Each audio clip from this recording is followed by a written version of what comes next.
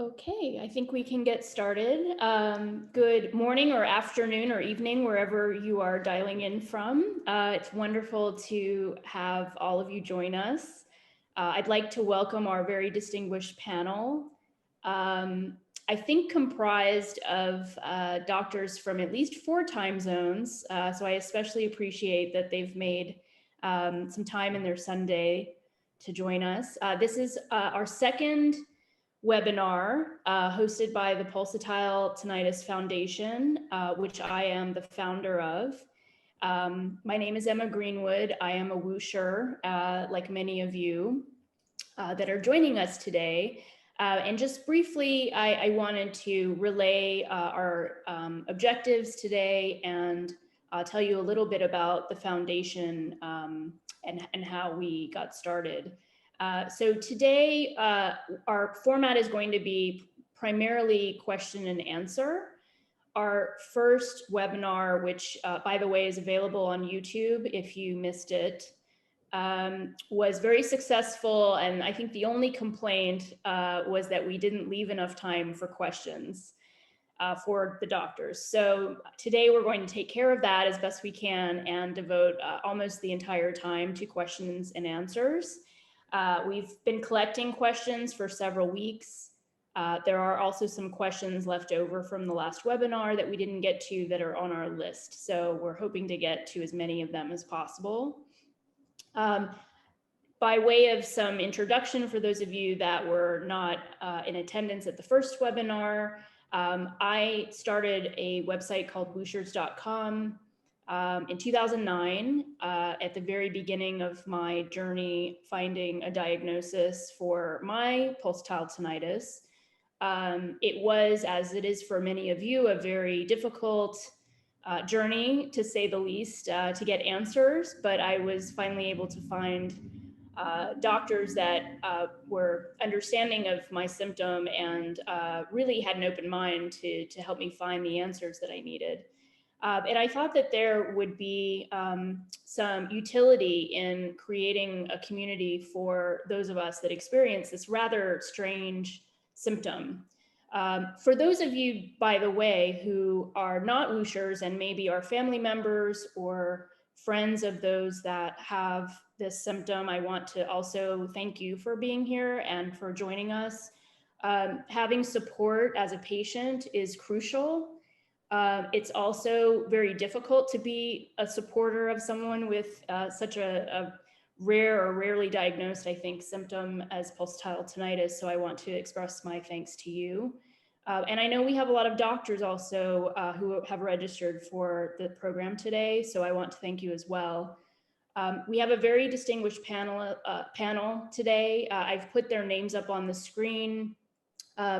We kind of agreed that instead of spending time introducing one another, which of course would be very interesting because each of these doctors is very distinguished in the field and has had much experience with our community and helping fellow patients, we thought we would really just dive into a discussion and again, get to as many questions as possible. So again, I just want to welcome everyone.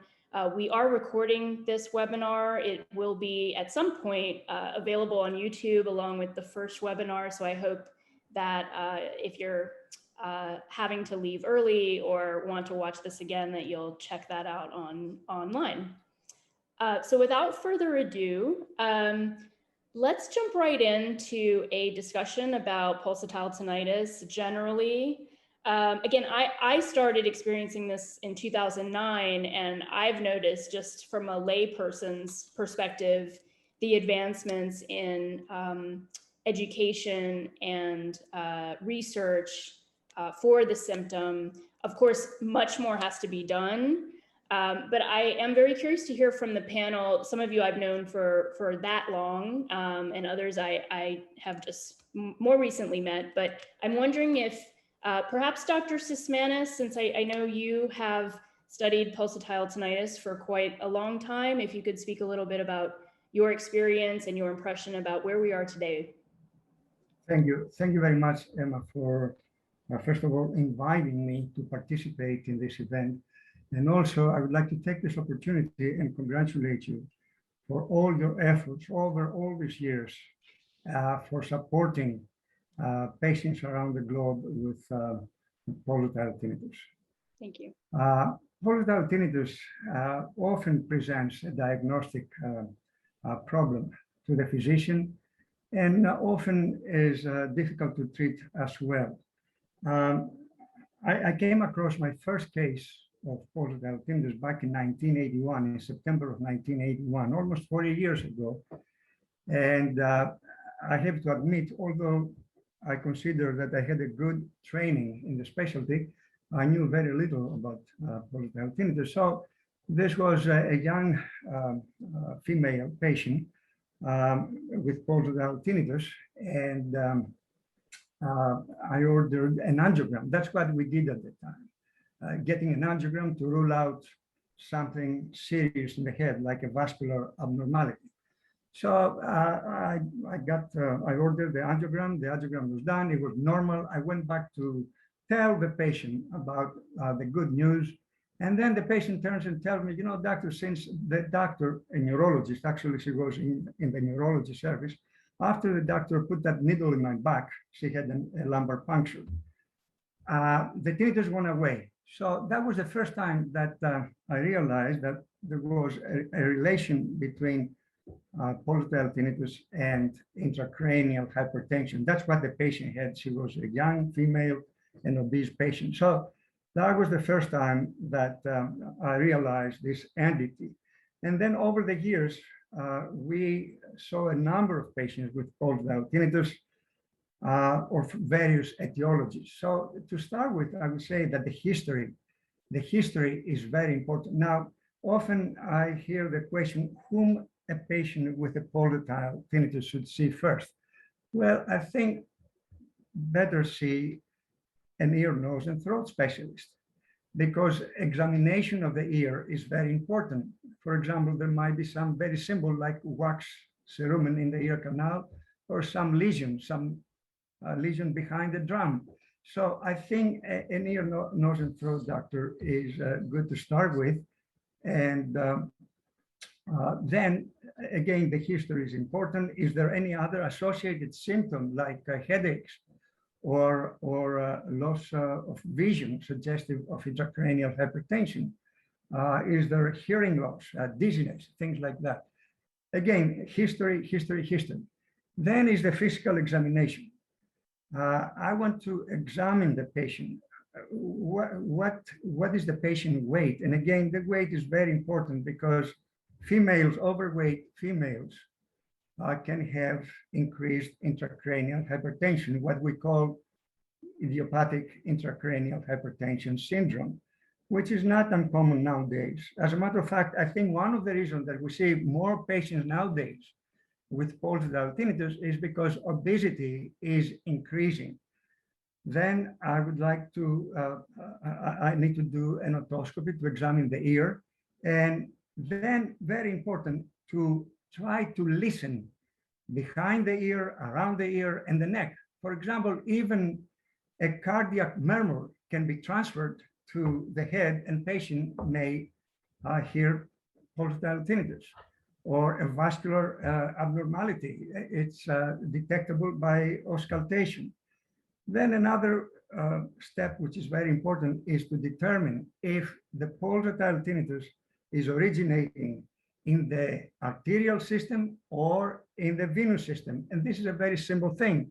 If pressure over the neck, light digital pressure over the neck makes it away, some people even will admit that when they turn the head to a particular position, the tinnitus goes away or gets better, meaning that they compress their venous system. So if this goes away, it's of venous etiology. Venous etiology tinnitus is not associated with any serious intracranial vascular abnormality like an arteriovenous fistula. However, needs further evaluation. So that will determine my imaging study, the radiologic evaluation, which is very important.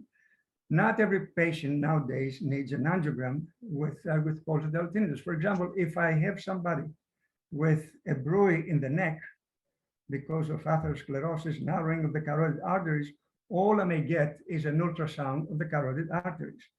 Now, for venous type of pulsatile tinnitus, I will proceed with an MRI, MRV, and perhaps a CT of the vertebral bones. The MRI may tell me that there is suspicion of idiopathic intracranial hypertension, such as an empty cell.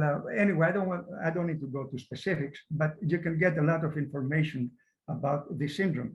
In such a case, I will ask a neurologist who is an expert in examining the eye grounds to see if there is papilledema. And here's another very important issue.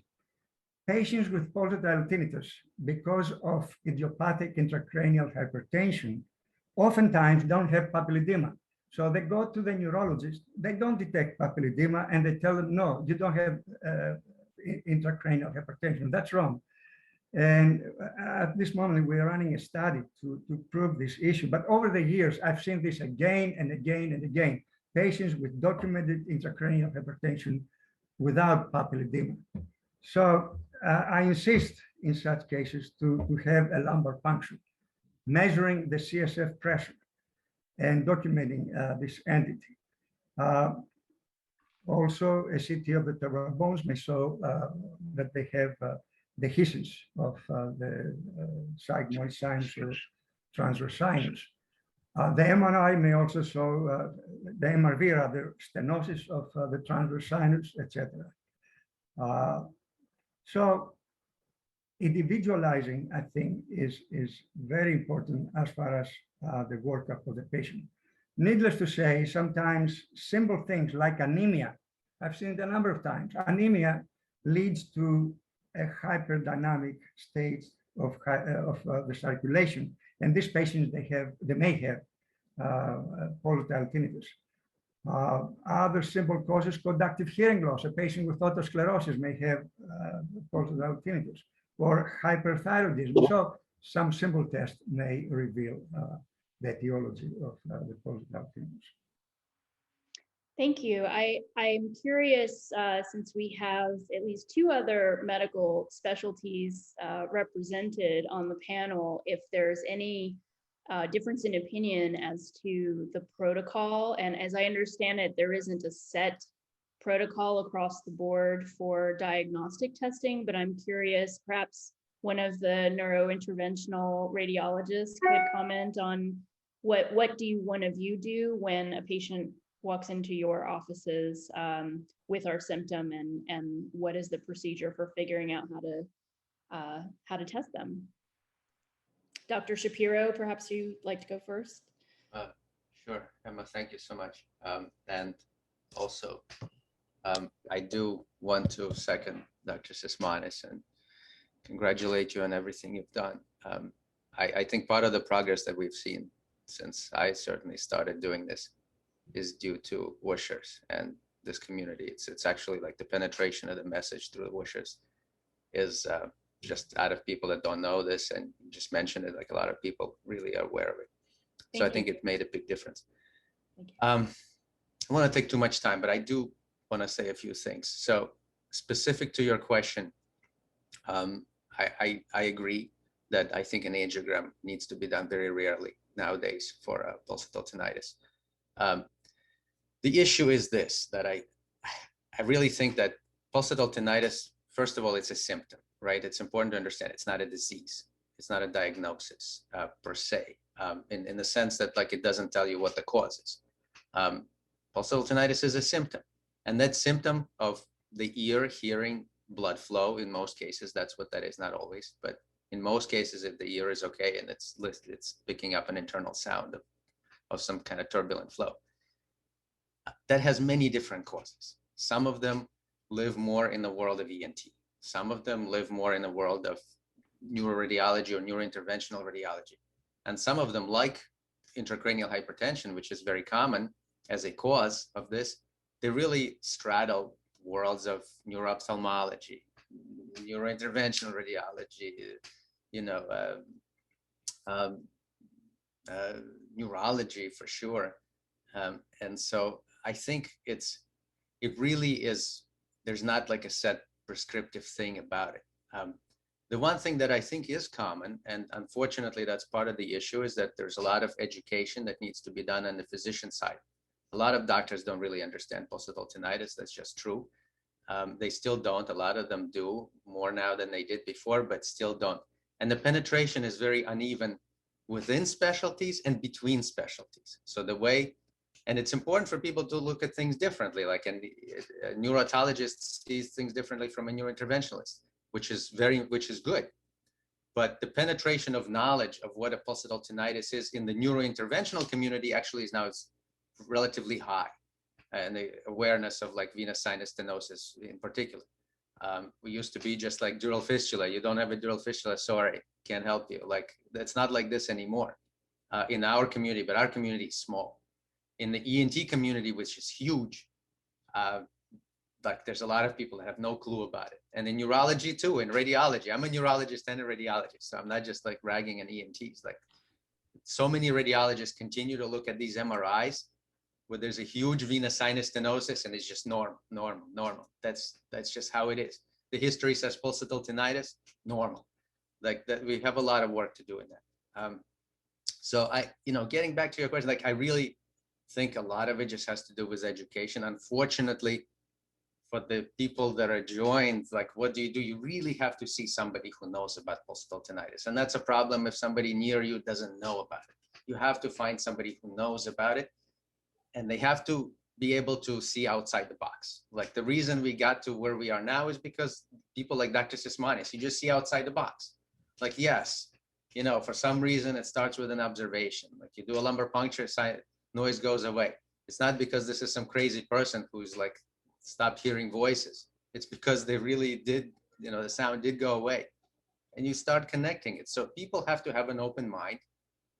It's not like, so physicians have to have an open mind, but we have protocols. So you have to like straddle these worlds. So I think there's a lot like in there. The short answer to the question is no. Most of the time you don't have to do an angiogram because our non-invasive imaging is great. Most of the time it's MRIs. MRI, contrast MRI sees sinus as well. So like MRV, whatever it is, it has to be a good MRI. So we get into the discussion of like MRIs are like cars. Like you can have a bad or a good one. Like, so doctor ordered an MRI, don't just go to the first place and get an MRI. You have to do a little research, find out where the good machines are and so forth. But it's mostly non-invasive MRI, MRV, MRA, excluding dangerous causes of pulsatile tinnitus. Oftentimes means getting an MRA. It doesn't look at the sinuses. It's not an MRV, so it doesn't visualize those venous sinus stenoses as well. But in terms of the dangerous causes, a lot of them involve arteries. So getting one of those is, I think, is important. Temporal bone CT is important too for various reasons. Angiograms we do for diagnostic purposes very rarely. Sometimes it's coupled with some sort of like maneuver, like a test occlusion or pressure measurements inside the sinus, which is correlated with the measurements of what the pressure is inside the cerebrospinal fluid. So it correlates with LP pressures. But usually it's not just like picture taking. It's also like doing something diagnostic that is not like readily available through MR. Max, if I may ask, what is the role of the CTA? CTA, do you ever recommend a CTA, for example, a patient? I have mostly stopped recommending CTAs, I have to say, for several reasons. Number one, there's radiation involved, which is not a lot, but definitely a dynamic CTA, which I don't know if like people know what these are. Like basically like some people offer that. It's like a CT that keeps like scanning as the contrast goes through the head. It's called a dynamic CTA. It gives you like excellent information, but the radiation actually ends up adding like, if they're not set up well, like some people have lost hair, which is a lot of dose. But so usually those are rare and we don't recommend them. Regular CTA, the problem with CTA, which used to be like gold standard, not a gold standard, but like very much more recommended. The problem is that it's timed. It has to be timed perfectly to see whatever it is you want to see. So if you're looking for an aneurysm, you don't want to see the veins. If you're looking for the veins, you don't want to see the arteries too much. So bottom line is like there's so many arterial and venous causes of pulsatile tinnitus that there's not one single time that the CTA is going to capture everything. So with some exceptions, you know, the answer is I don't. So if I may comment, Maksim, on the dynamic CTs, we can actually see a lot of venous stenosis that sometimes the 3D venous CT or MRI doesn't show, and particularly the lesions around the neck. That those images with the new scans with low radiation, they are very helpful because they have the information of the bone that we don't have with MRI, and we can actually give back the patient to the ENT with precisely an indication of the compression at the level of the neck. That is most of the time the case. And sometimes some arterial diseases, arterial loops in the neck, you can identify very well with CTs.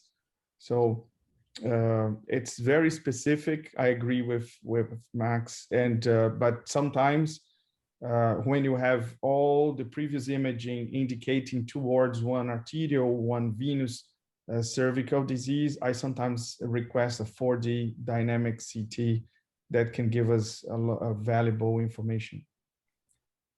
Yeah, and it goes back down. A lot of the stuff just goes back to the same thing. Like you have to see somebody who knows about it. Like you have to see a specialist in pulsatile tinnitus. Yeah, that's very important. So we are down the road into finalize or narrow down to one diagnosis. Then we request that, not as a first line indication. I agree, Max. Good observation. And Dr. Amans, I'd like to hear from you and your impression about protocol. And actually, since we're talking about MRs and CAT scans, the topic of contrast comes up quite a bit in our community. Some doctors recommend it, some are not, some are recommending it, and patients are opting out because of possible risk. And I wonder if you could talk a little bit about that. Yeah, sure. Thanks, Emma.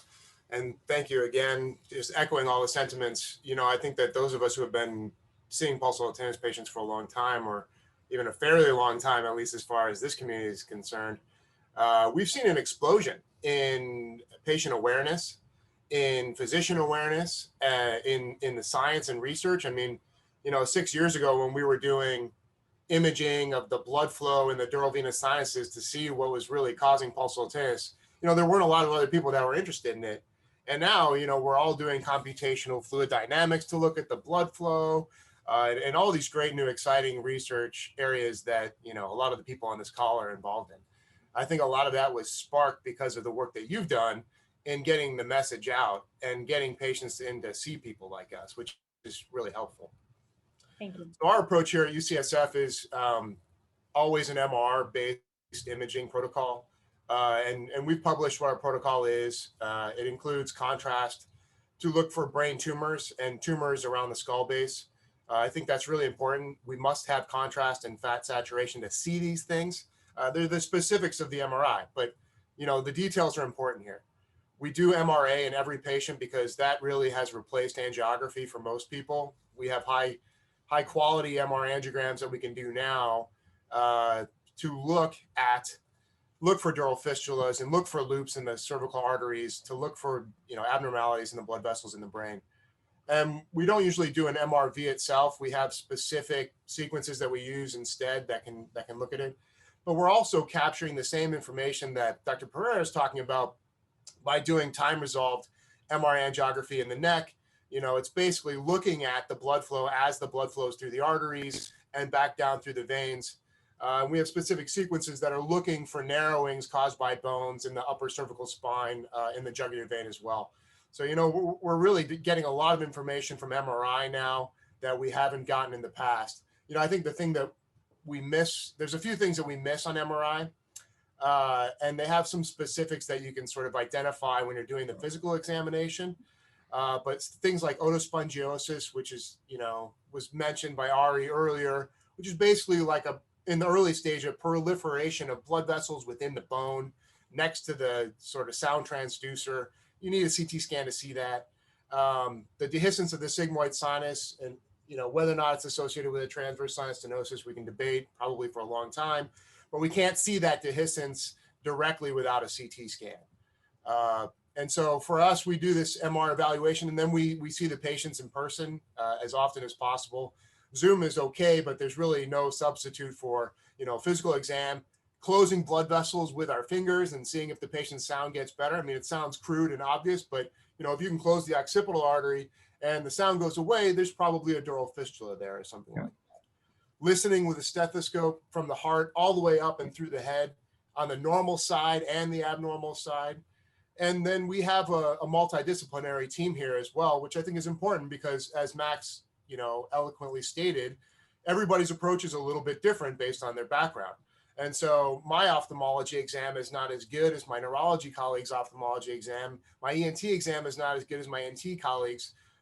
And my ability to manage the very high prevalence of comorbid psychiatric issues like depression, anxiety, or even suicidal ideation, which is incredibly high in this population, and there's some good science as to why. I'm not as good at that. So, we involve several colleagues here at UCSF, and we all see the patients together or independently, and then we get back together and we have a discussion, and based on everyone's individual impression, we make a unified plan for that patient. And depending on in whose wheelhouse this sort of falls, that person takes on the care of the patient from there. So that's what our approach is. Great, thank you. And Dr. Eisenman, we haven't heard from you yet today. Thank you, Emma, and thank you all the panelists. I think I will tell you what our approach is, and I will preface it just by saying that what you're learning from all of these is that this is complex. There are different approaches. The different approaches that people take are going to be in part biased by the training that they've had and where their expertise lies, and by many different things. And just the fact that each of us has different approaches, despite the fact that we all see quite a few patients with pulsatile tinnitus, they're all options. And as long as you're seeing somebody who is taking a rational, systematic, well thought out approach to the problem, doesn't mean one of these is right and one of these is wrong. And you also have to account for the fact that different clinicians tend to see, they have different referral bases, they have different catchment areas, they tend to see patients who are coming from a different perspective. And in their situation, it may, what may be right in one place may not be right in the other. What may be right in Baltimore may not be right in San Francisco, or New York, or wherever, and it just depends who you're seeing. Having said that, our approach, and this is not something that I did on my own, this is our approach that was developed jointly with our neurointerventionalists and with our neuroradiologists as well, is a CT-based approach. When you're seeing people, and that of course is assuming that this person is a patient we're seeing is a tabula rasa. They've had no other testing before. So the very first thing we'll start with is a physical examination, history and a physical examination, of course, as the other doctors have pointed out. It is critical to examine the patient, put your hands on. Can you feel something in the area where they're hearing something? Can you modulate it? Can you extinguish it? Can you hear it when you listen yourself? The sigh of relief that patients have when someone else can hear what they're hearing is just, there's nothing better for them than that finally someone else has heard what they've been hearing all along and they're not crazy.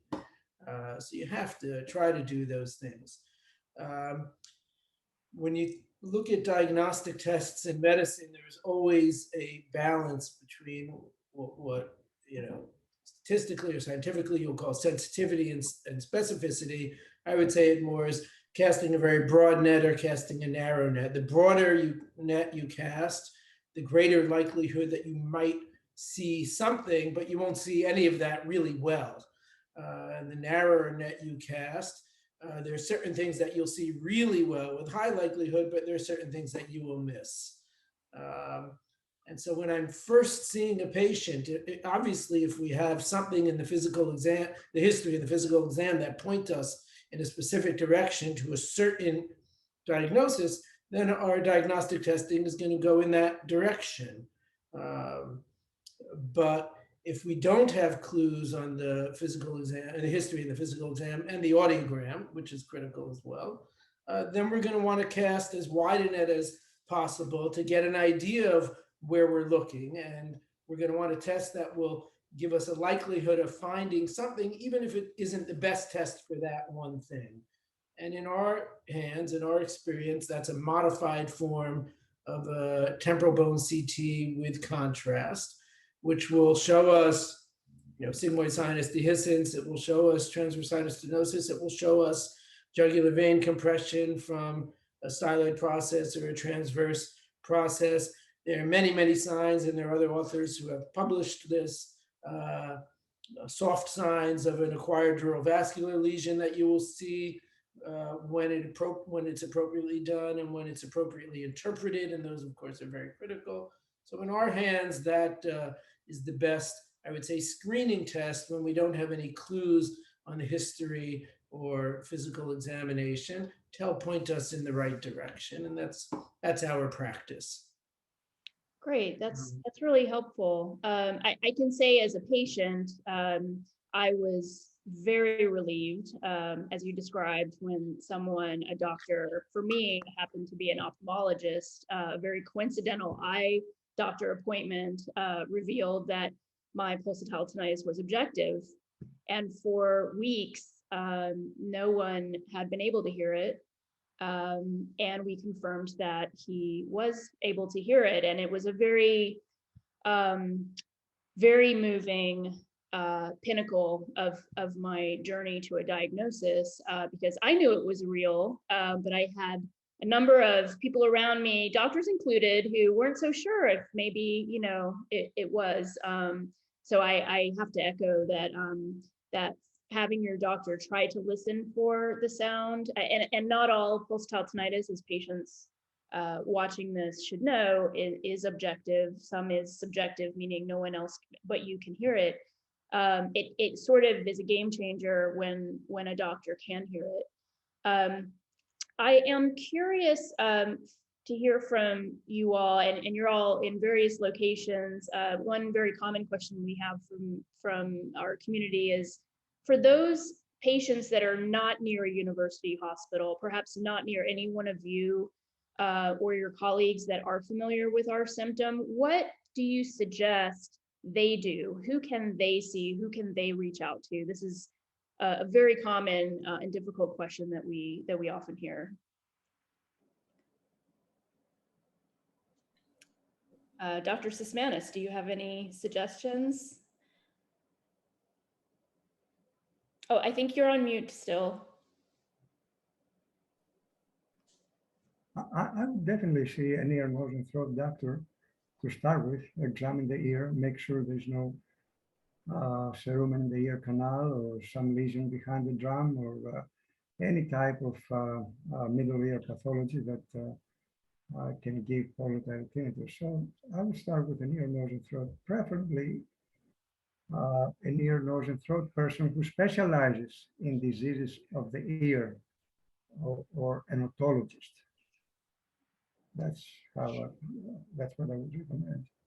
Okay, we have, I just want to interject because I actually saw an ENT, that was the very first specialist I saw, who in hindsight had no idea about pulsatile tinnitus. And of course there are exceptions, and I'm sure that education has improved a lot since I started experiencing pulsatile tinnitus, for sure. But we have heard in our community a lot of frustration, frankly, with the ENT specialty in particular, because it is so logical for those of us that are starting out to see an ear, nose, throat doctor. It makes sense to me to see an ear, nose, throat specialist. However, it's very frustrating when you walk in knowing more than the doctor you're seeking advice from. So I suppose one question I have for you is, what questions can a patient ask, preferably before the appointment, maybe at the time of making the appointment, to make sure that that doctor has at least familiarity with pulsatile tinnitus, may not know everything, and I don't think any type of specialist really can know everything. So I'm speaking to all of you and hearing this idea from you. too, what questions can the patient ask to be their best advocate and make sure that they're walking into an office with answers?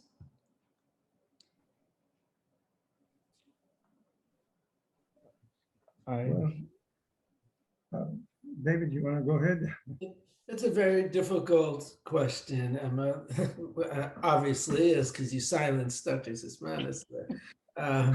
But I would echo what he said, at least initially, that within ear, thought there are subspecialties, and I think it would be very unlikely to find someone who subspecializes in what we call otology and neurotology who would have no idea of how to proceed in evaluating somebody with pulsatile tinnitus. Generally, ENT is a very, very broad field. You'll have people who are truly generalists. You'll have people who specialize in facial plastic surgery and head and neck oncology, in rhinology and nasal disorders and all sorts of things. But if someone was seeing someone who really specialized in ear diseases, what we call otology and neurotology, I think it's very unlikely that they would just get a blank stare nowadays. Anybody who has read any of our journals for the past 30 or 40 years since Dr. Sismanis started writing about it knows that this is a distinct problem, that this is not the same as a conventional non-rhythmic or idiopathic tinnitus associated with noise exposure or sensory neural hearing loss. Those specialists know something.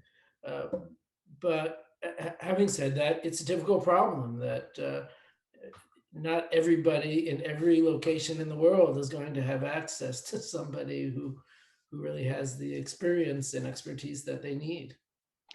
I think one of the themes in our discussions in the community group is how to not use the term pulsatile tinnitus or tinnitus, depending on how you pronounce it, and instead to describe the sound perhaps as a bruit or just hearing your heartbeat and staying far away from tinnitus, because it seems to,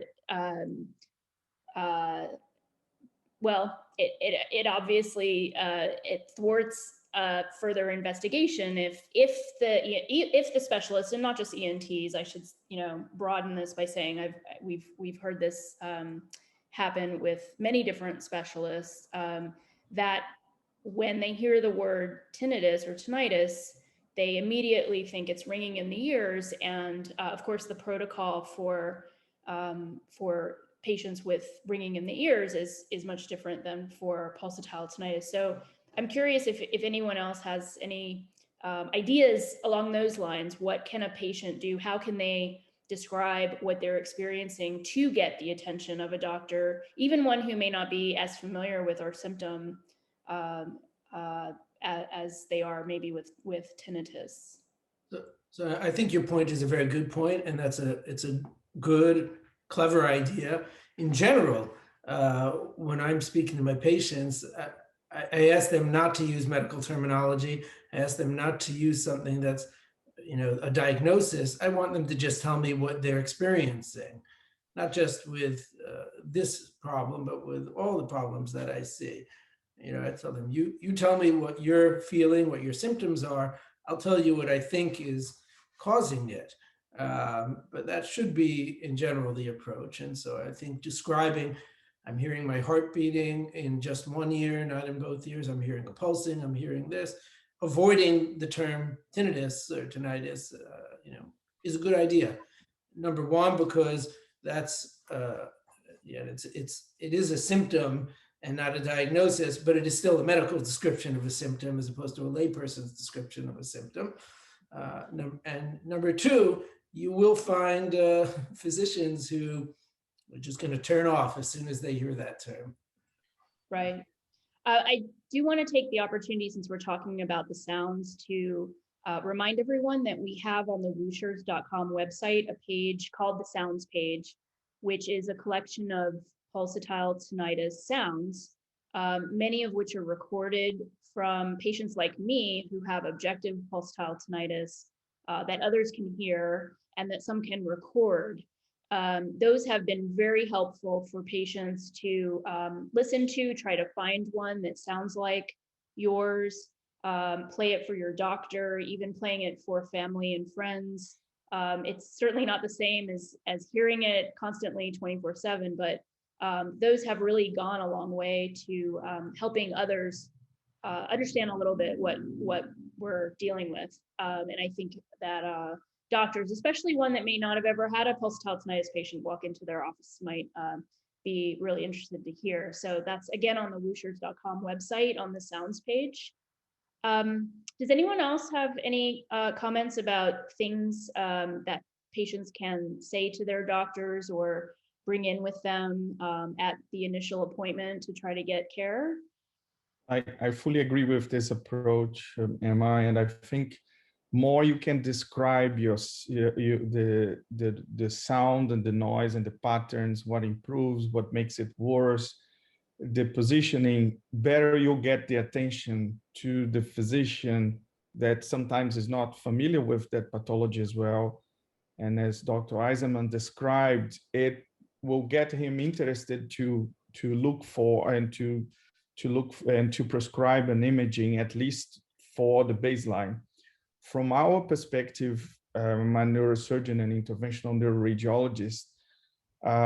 If the patient came to the ENT first, he excluded already all the ear causes and tumors. And then with the well description of the symptoms, then I can continue the investigation that is just mainly to the venous side, or the patient has already an imaging on the vein that was reported as normal, but actually we can see the stenosis because we are very familiar with that. I think at least start with an ENT is a good idea. And then if you don't have a clear answer to your question, or the colleague is limited or cannot go further down, I think you have to look for one of the specialists that you've been collecting. You have a good list on your site. Most of us are doing second opinion web consultations, and this is probably the way to go instead of looking regionally and be in circles and not getting answers for your questions. That's what I would suggest. Be very descriptive and have a ENT first consult, and then with the imaging, you can contact another specialty to look into other causes, fistulas and the venous diseases that we all know and have been describing more and more recently. Great. Dr. Shapiro? I very much agree, I think, with everything that was said on this. What you said, Emma, Vitor. The reality is that so many people are in places where they're far away from some center of excellence. If they're near the center of excellence, whatever, somebody will take care of it.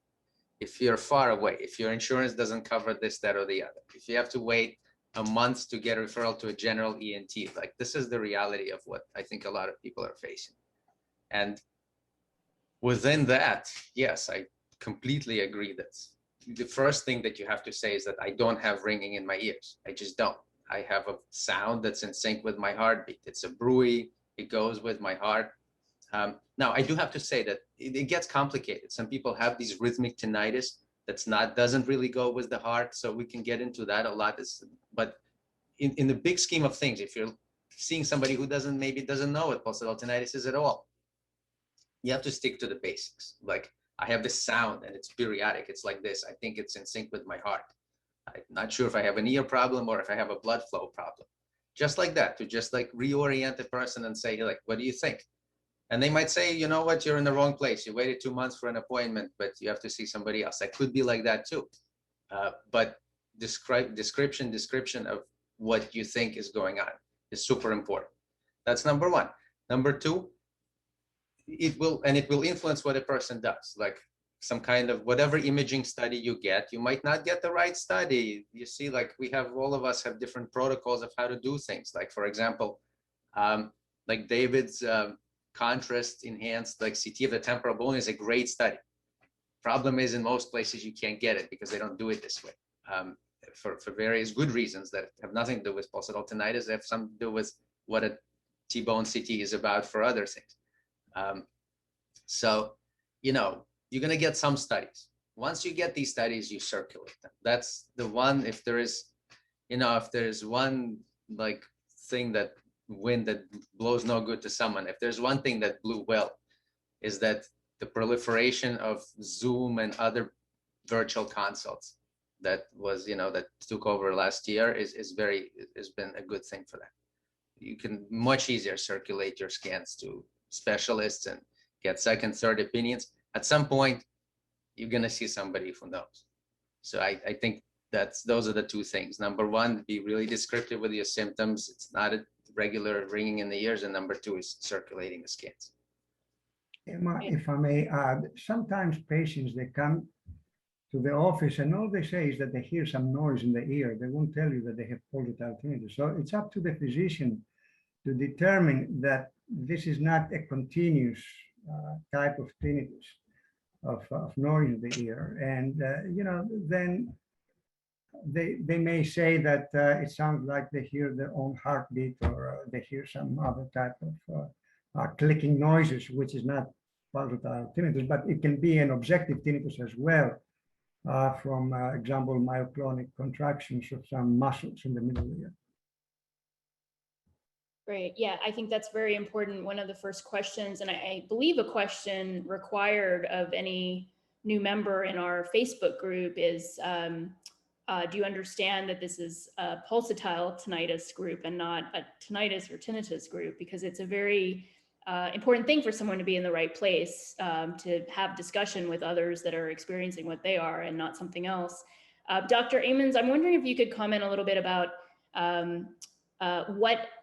well, a couple things. You alluded to the mental health component of patients that have pulsatile tinnitus, many of them. I wonder if you could talk a little bit about that and how a patient can communicate with their doctor, how they should communicate with their doctor about the mental health impact. And I'll just say as an aside, you know, again, as a patient, it can be very intimidating to discuss that aspect of this with the doctor because you don't want to seem crazy. You don't, you know, we also, I think, tend to belittle the that impact, at least at the onset of all this, because we don't see it as the problem, but sort of a tangential aspect of the problem. But I would think, I think all of you agree, it is a very big part of this experience of pulsatile tinnitus patients that has to be addressed. So I'm wondering how you could talk a little bit about what patients who are experiencing trouble with sleep or changes in their mental health generally, how they can really relay that to their doctor in a productive way. That's a good question. Before I answer that, let me give one piece of advice. When people go to see their doctor, tell them that you can hear blood flow, that you're hearing blood flow around your ears. And that should get just about everybody's attention, that this is probably not just hearing loss related tinnitus, right? And then maybe you go down that path after that. But otherwise, agree with all the rest of the discussion on that. And certainly would like to bring up that, you know, many of us are available sort of like worldwide now, courtesy of Zoom and these like third consult online resources like grandrounds.com and stuff like that. So it's a lot easier to get to one of us than it might seem. In terms of the psychiatric impact on this is an incredible problem. So when we first started our clinic here at UCSF, I guess like 6 years ago or so, we started keeping track of how many of our patients led with, and I'm really upset by this, and I have depression and anxiety. And we found basically at 2/3 of our patients had sort of associated significant anxiety or depression associated with their symptom. And we put out a study several years ago to sort of canvass the overall impact of psychiatric, you know, associated psychiatric diagnoses or undiagnosed with pulsatile tinnitus. And we found that was a pretty reasonable estimate. It's about 60%, which is about double what it is for, you know, cancer or any of these other like very well-known chronic conditions. And so there's some good science behind this as well. we've started looking in the tinnitus literature, there's quite a bit that in patients with chronic tinnitus, there's changes in the brain structure in the specific parts of the circuit that regulate responses to difficult situations, which is called the limbic system. And we can see sort of thinning of the cortex in the brain in the areas that are responsible for, this response as well. And so I think there's a direct science link here in the brain that the impact of the tinnitus also changes the part of the brain that, sort of allows us to cope with normal life and things like that, and can lead to depression and anxiety. And if we treat the underlying cause, patients' depression and anxiety also gets better as well. But this is important, right? This is what drives patients to seek therapies and drives patients to try, sort of unproven things as well. And as physicians, we have to be protectors of our patients and not allow, unnecessary surgeries to happen as well. So it's a very important thing. We need to be talking about it. We need to be finding solutions for it, and we need to be treating it. And I think that we should try and get rid of this, underlying stigma against having one of these associated depression or anxiety states and just assume it's there. And it's okay that it's there, and it should be recognized, and we should be talking about it, and you should bring it up with your doctors, and they should have some answers, and they should try and help you with this, because sometimes you can help to make things better just by targeting that sort of secondary situation as well. Even if we can't find the underlying cause of it, sometimes we can treat the associated depression or anxiety with things like transcranial magnetic stimulation, cognitive behavioral therapy. I mean, there's things we can do here. You're not alone. There's ways we can do this. Thank you. Yes, I think that's really important. I think a lot of patients have anxiety about the testing that's often involved in trying to find the answers. And then there's so many different levels of depression and anxiety, and I don't think it is discussed enough. So I appreciate your thoughts on that. Does anyone else have any thoughts about mental health or the psychiatric impact of all this? Well, tinnitus is often associated with depression. I think it's very important to ask the patient if there is a pre-existing history of depression or anxiety. If there is a pre-existing history, pre-existing to the onset of the pulsatile tinnitus, then the intensity of the tinnitus, of the depression is more. So, and it sticks to them. Now, if it's secondary to the tinnitus, then after you treat the tinnitus, usually it gets better or goes away. Now, the worst cases of depression, I've seen actually one of them was a suicidal patient, were patients with AV fistulae. If I have a patient with a loud retroauricular bruit that I can hear and very disturbing pulsatile tinnitus, the suspicion for an AV fistula is very high, especially when you put pressure in the neck and the tinnitus doesn't go away. It's an arterial tinnitus. So AV fistulae, in my experience, are associated with very loud pulsatile tinnitus. In intracranial hypertension, in idiopathic intracranial hypertension, tinnitus is there, but it's not as annoying as in AV fistulae. That's interesting. Anyone else have any thoughts along these lines before we move on? Yeah, we have to address this question even after the treatment. Sometimes a patient with complex tinnitus with a pulsatile component and a continuous tinnitus that improves, then there is a readaptation of the life after it, and also the frustration of sometimes carrying this for 5, 6, 7 years and having everybody come telling them that they don't have anything, they have to cope, they have to live with it. We had to address also post-procedure, successful procedure, anxiety and depression as well.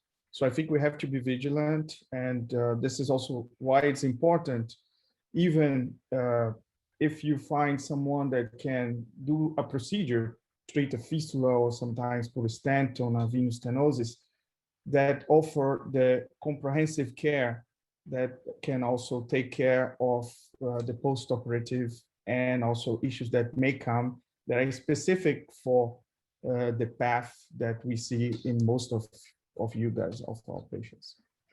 Right. I thank you for that. And I did also want to mention one of yet another question that we received was about literature that one can print out, that a patient can print out perhaps and keep in their back pocket when walking into a doctor's office. And I do want to mention, again, on the whooshers.com website, we have a page called the Cured Whooshers page, which is essentially a compilation of medical reports, studies, also some personal stories from patients, all of which sort of display the variety of pulsatile tinnitus causes. And I really encourage patients to print those out, particularly, of course, the reports that are written by doctors for doctors. And, you know, it's funny because with this advent of social media and technology, and, you know, we think a lot of great things about it, and it certainly has increased our reach to other patients and doctors around the world. But there is, I think, some element of apprehension, perhaps, by some in the medical field when a doctor walks, when a patient walks into an office with a bunch of things they found online, you know, which is understandable to a certain degree, of course. But what I encourage patients to say is that, you know, these reports are, again, they're written by doctors for doctors. It's not printing out a Facebook thread or you know, some other Google search results that may not be substantiated. The medical reports in particular are indeed substantiated, and we really recommend that that patients bring them to their doctor's appointments and review them with their doctors. So I didn't want to miss the opportunity to mention that. Also, there is a top 10 tips document on the whooshers.com website, which is in the process of being updated. But until it is still a very good document with some very brief tips. Again, this was a document written by doctors for doctors that patients can print out and keep in their back pocket in case they happen to be in the office and maybe not getting the attention that they know they deserve. I did want to kind of switch gears a little bit and talk a bit about COVID. Because a lot of the questions that we received and have been receiving in our community group were related to COVID, the vaccines, whether or not there's any correlation between pulsatile tinnitus and COVID, or perhaps if the vaccines have been seen as having pulsatile tinnitus as a possible symptom. I wonder if anyone would like to comment on that. Quite a current topic.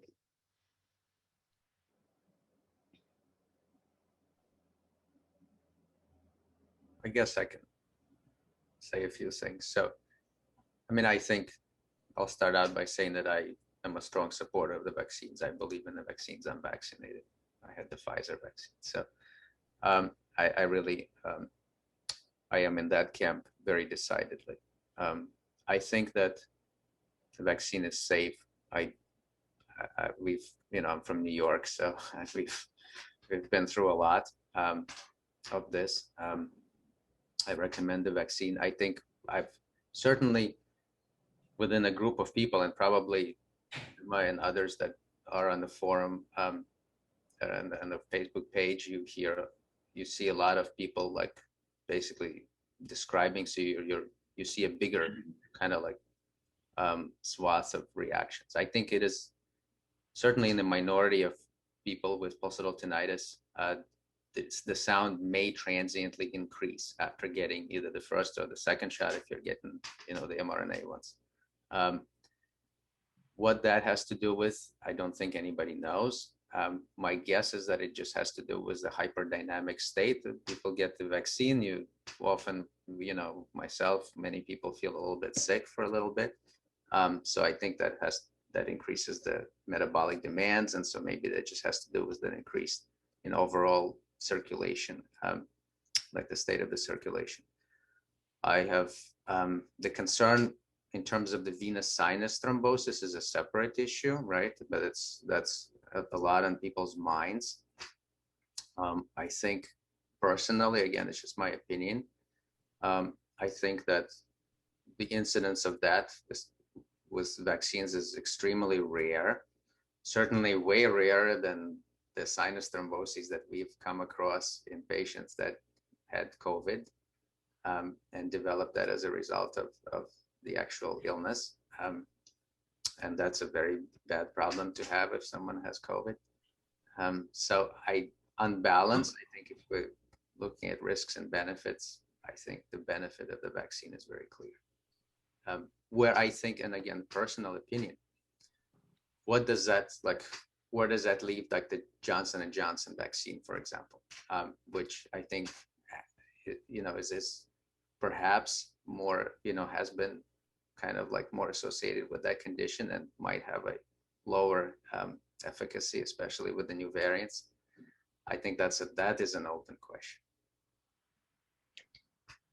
So someone that has a condition that probably before was susceptible to more chance of cerebral thrombosis would maybe want to stay away from the Johnson & Johnson vaccine and maybe choose another? Again, like personally, this is just in my personal opinion, I think the mRNA vaccines have like, if there's one fortunate thing, if this happened 10 years ago, if we didn't have access to mRNA technology, we would be in a very different state right now than we're in. But reality is like not everybody, like you may not be able to choose where you're from. There are people from other parts of the world that have no access to any vaccine. What do you do? So I think it's definitely, if somebody has, my personal opinion, again, my personal opinion is that the disease is way worse than any, if the disease is bad, it can be very, very bad. We all know that. And it sounds trite, but compared, it's even if somebody has a pre-existing condition that predisposes to some sort of thrombosis, in my opinion, that plus COVID is way worse possibility of something bad happening than taking the chance on the vaccine. That's what I would say. We have had a pretty steady increase in members of our community on our Facebook group, which I don't know if I mentioned specifically, but for those of you that aren't aware of it, we have a very active Facebook group with over, almost 10,000 members now. So we did this webinar back in January, and I think we had maybe 7,000. So we're growing pretty steadily.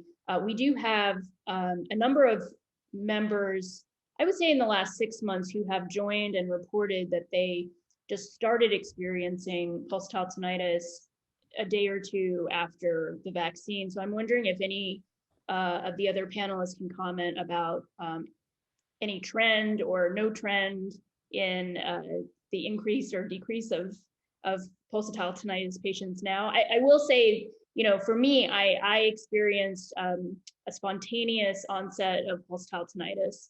I can certainly see the possibility that someone that had the vaccine might have also a similar experience, and it just so happened that they had the vaccine 2 days ago.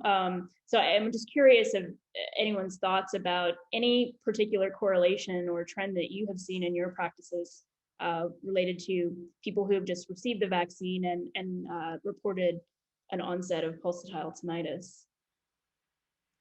I have not seen any trend, Emma.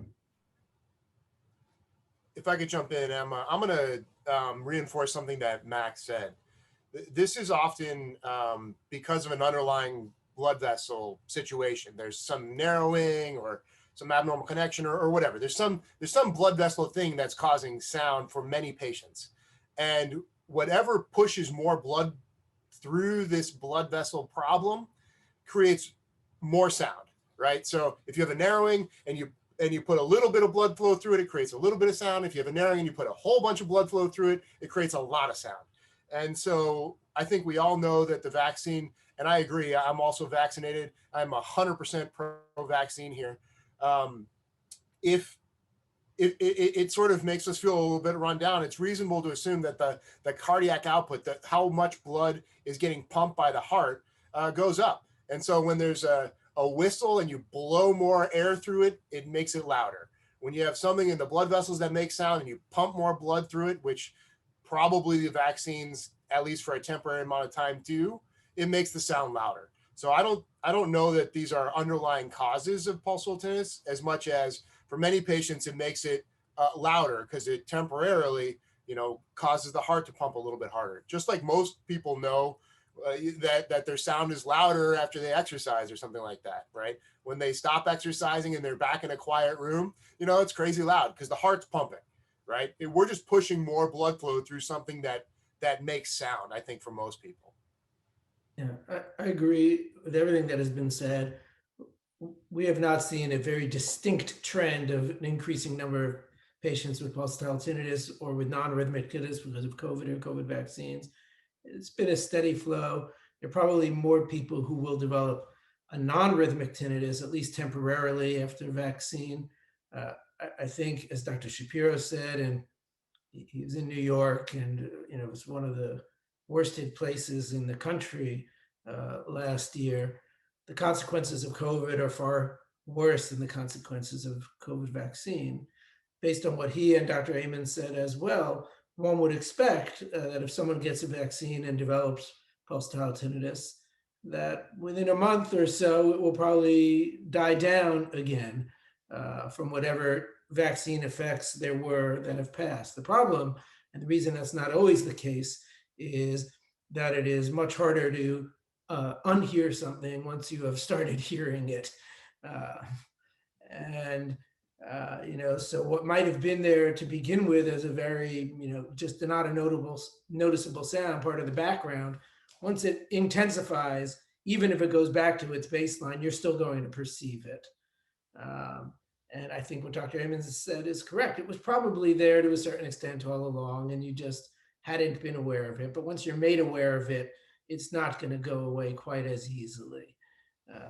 None of these should be a very strong argument against getting vaccinated, because there's still so many more important reasons why you should.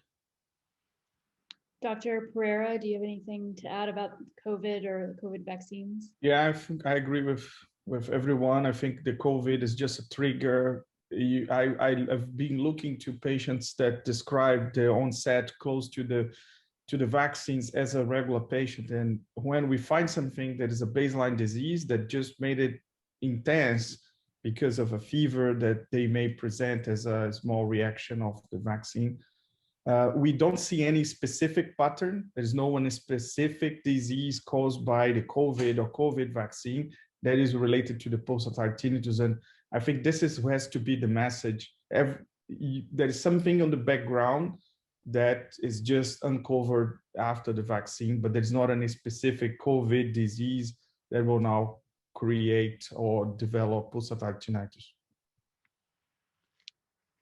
Okay, I think, did we hear from everyone on this topic? That was very helpful. I'm getting a consensus that everyone's in favor of the vaccine and recommends the vaccine, which is very helpful. I think we'll move on now to two particular underlying causes, possible underlying causes of pulsatile tinnitus: transverse sinus stenosis and sigmoid sinus dehiscence. We picked these because there were a lot of questions in particular on these two causes. I know that there are members of the panel that have a lot of patients with these diagnoses. So I wonder if we could start with transverse sinus stenosis and perhaps hear from the neurointerventional radiologists about their experience. I'm curious about, again, kind of as I started generally with the evolution of experience and knowledge about pulsatile tinnitus, specifically on transverse sinus stenosis. There's been, I know, a lot of, or an increase of research and study by all of you, really. And I'm wondering if you could speak a little to that, and also about the treatments, possible treatments, and your practices and what you're seeing in terms of trends with patients coming in, what they're reporting, but also what treatments are being recommended and what the success rates of those treatments are. So maybe Dr. Shapiro, do you want to start off? Sure, thanks. No, I think it's, I would say that, again, like pulsatile tinnitus straddles so many different specialties, and it's very hard to know exactly what the prevalence or like how common is each condition within the overall group of pulsatile tinnitus, which is, for a patient with their sound, they may not like, they want to know what their sound is caused by, but in general, like if we, from the perspective of like physicians or education, like we kind of need to know what the big players are. I do think that venous causes, venous sinus stenosis, venous dehiscence, diverticular, whatever, like all of these venous causes, we've alluded to, Vitor alluded to, like skull base issues, you know, compression at the C1, craniocervical junction, all of these fancy terms. But basically, like venous causes in general are probably the most common cause. Venous sinus stenosis is super common. It's very common. It still is underdiagnosed. We've made a lot of, you know, we've treated many patients, we've educated many doctors, and we continue to do that. And I think that is still, like, if we're going to focus resources on like one part of this problem, that's, I think that's, we still have to go that way, because that's where we can make the most impact in education. It's just very common.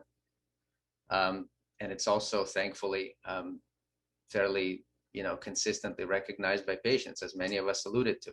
A sound that goes away with gentle compression of the neck is overwhelmingly likely to be venous. And it's a question of, then you have to find, like, you have to look for a specialist that knows about it. There are many places that are offering venous sinus stenting now. So it's basically, it's a narrow vein, essentially. And venous sinus stenting has been extremely effective. Many of us do it. I've done it for many years. There are many places that are starting to offer that are maybe flying under the radar, at least for this conference. But if you look just in general across the spectrum of our community, lots of people are doing it or starting to do it. I would say that it's probably the most significant advance in terms of treatment of pulsatile tinnitus, successful treatment, cure of pulsatile tinnitus that we have seen in the past 10 years. The dural fistulas, all these other, you know, the hypervascular tumors, they're rare. They've been actually more well known than this in our community. But as I said at the beginning, the neurointerventional community is very familiar with this now. It is a bit of a wild west, I think, at the moment, in terms of like what devices are used, how they're put in, and, you know, what kinds of like medication regimens are being used. Generally, it's a safe procedure, but not always. I've just came from a conference, and there's a poster there and complications of that. You're putting some, like, you know, metallic thing in the big vein in the head, and so it's not without its issues. The issues are generally rare. If you go to somebody who knows, who've done a lot of them, the probability of complication is very, very low.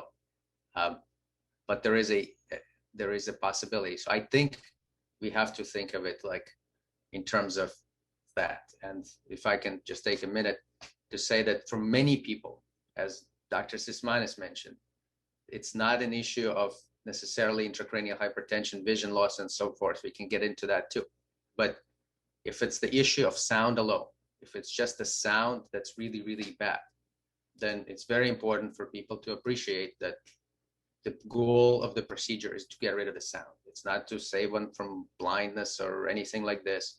It's to get rid of the sound. And as long as there's an informed discussion and patient understands that there's a small risk that they're taking to get rid of it, if the sound is bad enough, I think it's a reasonable thing to do. Thank you. If I can make a comment, Emma, I think in most of those cases, these cases are female obese, female. And I think it's imperative to make, to rule out the possibility of idiopathic intracranial hypertension syndrome. Now, I suspect, and I mentioned it before, that a number of these patients with stenosis of the transverse sinus, they don't have papilledema. So in those cases, I think it is imperative that a diagnosis of this syndrome is made with lumbar puncture, and the patient should be properly informed about weight loss and treating the underlying pathology. I think this is important.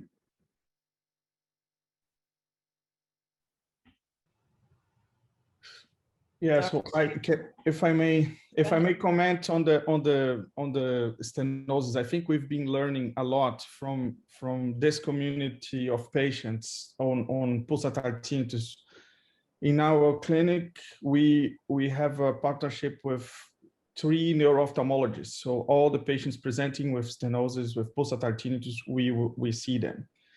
And we started making a difference on, first of all, on the type of the stenosis. We have the extrinsic stenosis, the brain pushing and pressing the sinus, is a long stenosis related to IIH patients. But we also have seen patients that are primarily having an intrinsic stenosis, a partial thrombosis of the sinus, a big arachnoid granulation, that will have a very short stenotic segment. And those patients will have MRI signs of intracranial hypertension, but lumbar puncture and normal ophthalmological assessment. Those patients are not yet considered intracranial hypertension. Those patients, for many neurologists, neuro-ophthalmologists, they will just say, you don't have the disease because it's failing a criteria. But these patients actually present with pulsatile tinnitus.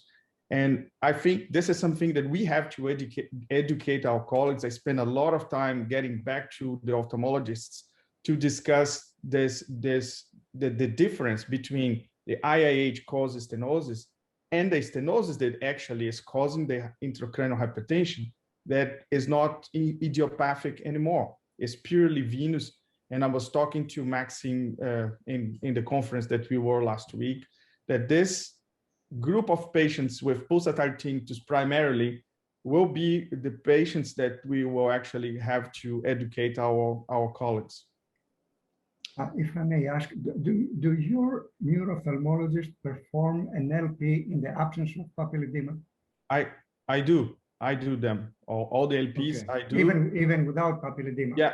Yeah. And I was not sure about this request, but for them, they requested. So I treat more recently that have access to them in the same time, the same day of consultation. All my patients that I treat with pulsatile tinnitus, we have OCT, visual fields, and neuro-ophthalmology assessment. Great. NLP. I do want to hear from Dr. Amans on the topic of this particular condition, but I have 2 questions. One, if to Dr. Amans or anyone, around when did the stenting procedure start being a thing? For those of us that have venous sinus stenosis and have considered a stent and want to see basically a history of, the success of the treatment, how far back are we going? Are we going 10 years? Are we going 20 years? That is my first question. And then a second question that was asked by one of our community members was, for those that have venous sinus stenosis and are a good candidate for the stent procedure, but perhaps don't have medical insurance, is there an answer for them? Is there some place where they can go to explore having the procedure done at lower cost or perhaps pro bono? Dr. Amans. Good questions. If I can, let me first address the prior question for just a second. Our protocol a long time ago for these patients where we had venous sinus stenosis and other signs of elevated intracranial pressure, even without papilledema, which is swelling in the back of the eyes, which is part of the old school criteria for this diagnosis, is we do a lumbar puncture and we drive the pressure down by letting some of the cerebrospinal fluid drain out, and patient's sound goes away, right? This is like a very well-known thing now. For patients who have a venous sinus stenosis, a transverse sinus stenosis, which for a lot of patients can be amenable to treatment with a stent, and we have really good success rates. If we can bring the pressure down by really any means, the vein opens back up again. And so we know for a long time now that we can bring down that pressure for a lot of people with weight loss, which is never easy, and I completely get that. And we have medications for it. And medications have like almost no chance of causing bleeding in the brain, right? But whenever we start fixing plumbing in the head, there's always a chance that we can injure something, right? Even the best places, the likelihood is very low, but it's not zero, right? There's still some number there, and nobody wants to be that patient. So our protocol, when patients are not at a risk of losing their vision, is to try medical therapy for 3 to 6 months for everybody. Which is really frustrating when people fly across the country to come and see me, and I say, yes, but not right away. Because if we can get a good solution with like no risk of causing bleeding in the head, I love that solution. And I don't get paid to not do my job, which is actually to do these types of procedures, right? This is what the university pays me to do, is to do these endovascular procedures. But I always recommend trying everything we can to get a great solution with no risk. And those are the ones that I really love. So our protocol is always to try medical therapy for essentially everybody first. So that's one thing. And then in terms of how well understood is venous sinus stenting, the first procedures were done like 17 years ago, but the explosion here is really over the last 6 or 7 years. And now there are over 50 published articles covering more than 900 patients treated with transverse sinus stenting in the IIH literature, which far outstrips any other surgical procedure for treating idiopathic intracranial hypertension, right? So this is a very well understood thing at this point. There's no, gold standard randomized controlled trial, and that may or may not ever happen. But the reality is this is really well understood. In patients where their pulsatile tinnitus is caused by a transverse sinus stenosis, which we can really predict pretty well at this point with both non-invasive and invasive studies, our cure rates are incredibly high. It's probably more than 95, nearly 100% of the time. But again, there's always a risk to that. So if we can get to the good solution without having that risk, I love that answer. That's my favorite one. If I may add, Emma, I think these patients, with transverse sinus stenosis, they have other serious associated, many times, medical problems. Because of their obesity, they have hypertension, they have sleep apnea, they are pre-diabetic or diabetic. So I think we have to treat them as a whole. And I like Matthew's approach very much.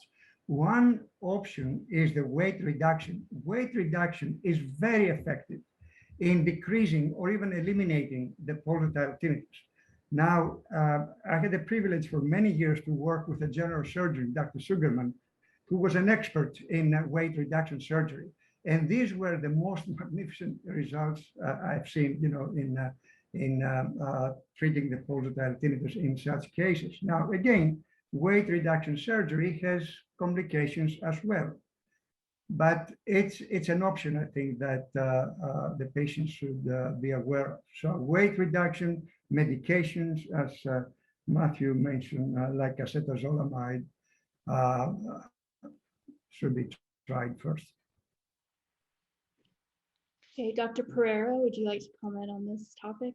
Yeah, I agree for the population of IIH patients. Most of my pulsatile tinnitus patients, they are out of the IIH profile. They are not overweight. They actually present primarily with pulsatile tinnitus. And those are the cases that they have primarily venous diseases. And I agree with Maksim, the venous stenosis is the most common venous disease that we see.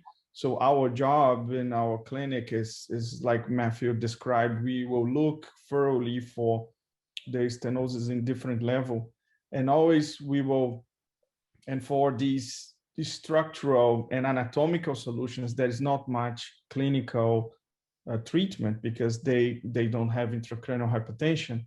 And sometimes propranolol or some drugs will work, but we always balance how much the tinnitus is impacting their quality of life, and to balance the risk that we consider that the procedure carries today. And that is always the last question. And a lot of patients are just happy to receive a diagnosis, to understand what's happening, to understand that the prognosis of these diseases are not serious. The cases that we identify that there is a risk of developing IIH in the future, we send them back to the neuro-ophthalmologist to do periodical exams. But some of the patients are just happy to know why they are having that noise and to know objectively a diagnosis. And I think this is very important. And we should dissociate when we talk about venous stenosis, transverse sinus, the IIH patients from the non-IIH patients and from the patients that did not develop IIH yet, and I want to remove the I from the hypertension that are caused from patients that have a truly venous stenosis unrelated to hypertension. Am I hearing everyone that venous sinus stenosis is not a life-threatening condition? This was a specific question that was sent in. Does anyone disagree with that? I think that's super important. Venous sinus stenosis doesn't cause stroke. It doesn't cause bleeding in the brain. This is not that kind of blood vessel narrowing. It's on the wrong side of the brain. This doesn't starve the blood from the brain. So it's really important to understand that this transverse sinus stenosis, it can cause, lead to blindness. This is what we're talking about in patients who have papilledema, swelling in the back of the eyes. But it doesn't cause, bleeding in the brain or stroke or something like that. It's not one of those life-threatening causes. Great. And I agree too, but again, I mentioned before, these patients, if they have IIH syndrome, they have other comorbidities, which are very important to be addressed. Weight reduction, because they have pre-diabetes or even diabetes or hypertension, sleep apnea, etc. So there are other potentially in the long term serious complications of this patient with IIH syndrome. thank you. I just want to, I think not to be like, we've talked about it already. I think a lot of morbidity is psychiatric, actually, like especially in people that don't have the diagnosis. So, I think we can all agree on that. And I do think I want to highlight Vitor's point, is that not all patients with venous sinus stenosis are obese. They're just not. Like, that's just how it is. And again, like we keep coming back to this, like you see there's a panel of experts here. We're talking about, flow dynamics, different extrinsic, intrinsic, like all of these things that we are learning that we didn't know 20 years ago. Again, it's like concentrated in these pockets where people know about this stuff. If you don't have direct access to this, I think it can get, it gets more complicated. But just because you're not obese or overweight or whatever we want to say, you could still have venous sinus stenosis for all these reasons, granulations, this and that and the other. Dehiscence, we come back to like dehiscence of the sigmoid plate, which is like this other thing that we didn't really talk about, but I think that's another venous cause, like kind of a venous cause that doesn't have to be associated with weight gain or whatever. And we're gonna come back. So Emma, the whole thing about uninsured, right? We didn't pick up on that. I a little bit like, so there's a parallel thing going on with, I don't know if you see access to the chats. So we were kind of answering that a little bit in there. Bottom line is that like, we're just like a lot of what we're talking about, sorry to like take time, but a lot of what we're talking about is not just unique to pulsatile tinnitus. Like anybody who has a rare condition, whatever it is, there's so many quote unquote orphan diseases. Anybody who has some rare condition lives in a similar world of like what do I do? What happens if my specialist is like in New York or San Francisco or wherever, and I am wherever I am, not close. it's very, very hard for people like this because and a lot of these diseases are terrible, life-threatening, horrible things. And they kind of have to live with that understanding that pockets of excellence are not close to them. I think it's just very difficult, but this is one of, I think we're just part of this world. Thankfully, because it's not, many of these diseases are not exactly immediately physically life-threatening. We have time to circulate images. Emma's always encouraged that. I encourage it very much. Please circulate your images. You may not get your ear or periauricular area listened to virtually, but this is the next best thing, and it's good. For uninsured, if you're not reading the, whatever our chat, a lot of us are covering multiple hospitals. So Dr. Amans, Vitor, myself, we often cover a quote unquote private hospital or a university hospital, and either a city or a county or whatever they want to call it, in your area hospital for the people that are either undocumented or uninsured or underinsured. There's a lot of people now that have insurance that is not taken up by a lot of hospitals. That's I'm sure that comes up a lot. Yes, you went on exchange, you bought your insurance, and guess what? The hospital you need to go to doesn't take it. So what happens then? And then we have, in New York, we have Bellevue Hospital, which I'm happy to put you in touch with the Bellevue, protocol. And so I think that's one way to go, is asking the doctors that you're circulating images to is do you have another hospital that you cover where you can do this? Is it still the case that the stenting procedure is happening mostly or only at university hospitals around the country, or has it completely depends on the local setup. We at Bellevue, we do everything essentially that we do at the NYU hospital. There's a great setup. It's a fantastic, Bellevue is a fantastic city hospital. It's a great, it really is a model of how to take care of underinsured, undocumented. It's really a great place. But the truth is, want to say this, but the truth is New York City has money. It still is a relatively rich place. Many places are not like this, and they can barely do, the basics. So it's obviously the disparity of care in that corner is way more than in anything else. I have two more questions about transverse sinus stenosis, and then we'll move on to sigmoid sinus dehiscence. Two questions actually that were sent in. One, how long does the stent last? And is it a requirement after, say, 20, 30 years to get another? Do we know this information yet? That's question number one. And then question number two, for those of us that have transverse sinus stenosis and for one reason or another decide not to have a stent put in, is it safe for us to exercise as normal? As Dr. Amans alluded to, often with exercise, it can sound like your head's going to explode. And I still, after even all these years, I have transverse sinus stenosis, by the way, for those that don't know. I still, kiddingly, I suppose, and somewhat not, ask my doctors, is my head going to explode when I'm, trying to run or get my heartbeat rating increasing steadily. So those are the two questions. One, how long do stents last? And two, if you could comment about exercise. And any dangers, I should say, to those specifically with transverse sinus stenosis. Yeah, I don't think we know how long stenting is going to last because they just haven't been done for 20 years. But I think it's likely to be durable. I mean, once you get outside of 6 months, I think the recurrence rate is incredibly, incredibly low.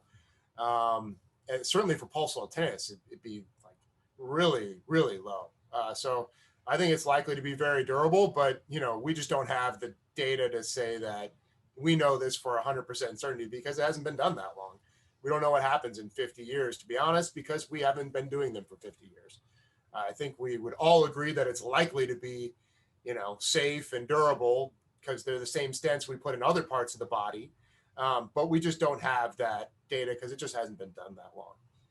In Can terms I of safety, for just a second on that, is there an age cutoff, perhaps? Like, would you stent an older individual, or be more hesitant to stent an older individual than a younger one because of the lack of time that we've had to study these?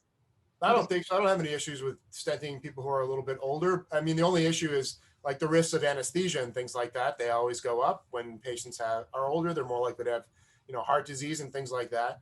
I've also put stents in patients who are very young, children and things like that. I don't think I feel real comfortable in a 10-month-old, like a baby or something, because there's still growth in the dural venous sinuses at that age. But I think when we're above 10 years old, we can start considering it and thinking about it. This, of course, is only to treat, very severe disease that's leading to blindness, papilledema that's going towards blindness or something like that, because you're otherwise committing somebody to a permanent implant for a very long period of time, right? So I think you have to be very judicious with these things and very thoughtful. And certainly those who do a lot of these things are probably more thoughtful than those who are just getting into it because they're just starting to learn about it. So always take what, people's experience is to heart. In terms of exercise, I don't think there's any downside to exercising. It's always good. Big proponent. If you want to go running, please go running, especially if it's a transverse sinus stenosis. Yeah, I fully agree. I think we learn from these stents on other vessels and in carotids and in veins around the body that they are durable. The in-stent stenosis on the venous side is very low. So they need to put another stent or to re-intervene. But we have to be careful with a group of patients that we were talking with the chat with Matthew, the patients with prothrombotic conditions. So there are some diseases that may induce thrombotic complications. And in the long term, at least in my practice, I only had issues with these patients that I had to actually keep them on antiaggregation for a longer period of time. Otherwise, I don't imagine that these stents will present an issue in the future, but we will have in the near future, all of us, access to intravascular imaging that we will be able to assess these stents and understand if they endothelialize as well as the arterial ones. Great. Thank you.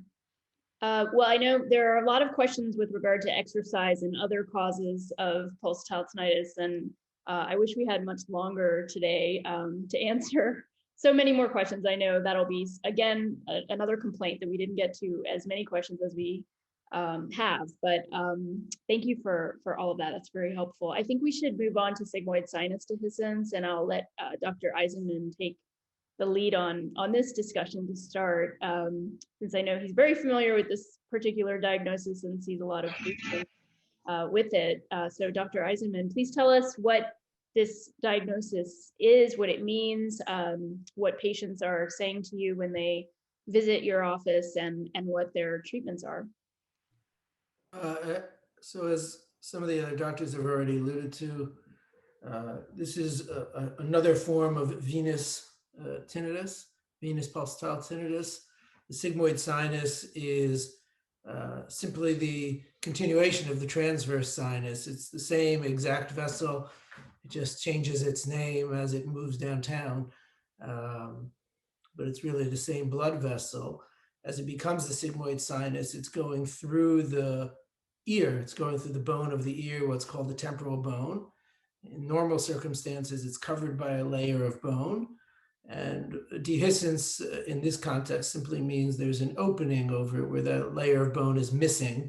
And so the blood vessel is exposed into the mastoid, which would make the ear more susceptible to hearing blood flow. In our experience, from looking at the patients that we've seen, dehiscence of the bone alone is probably not enough to cause pulsatile tinnitus. Almost everybody, if not everybody that we've had who has pulsatile tinnitus associated with a sigmoid sinus dehiscence, they have either transverse sinus stenosis on the same side, or sometimes transverse sinus stenosis on the other side, which is causing increased blood flow through the dehiscent side. So the vast majority of the people that we see, if not every single one of them, with sigmoid sinus dehiscence alone has some combination of factors. That raises the intriguing possibility that you wouldn't necessarily need to repair the bone, so to speak, or resurface the sigmoid sinus to repair the bone. All of the potential treatments that could be beneficial for a transverse sinus stenosis might potentially benefit these patients as well. Having said that, I don't think I've seen someone yet whose pulsatile tinnitus associated with sigmoid sinus dehiscence got better just with medication alone or weight loss alone, even people who have successfully lost weight or used acetazolamide. But we have seen people who it has gotten better with transverse sinus stenting without doing anything to the sigmoid sinus, to the bone over the sigmoid sinus. However, and this is something we discuss with our neurointerventionalists all the time, if you want to compare the risks of sigmoid sinus resurfacing to the risks of transverse sinus stenting, our neurointerventionalists and most of our patients would favor having a procedure. Again, this is assuming that the only symptom is pulsatile tinnitus.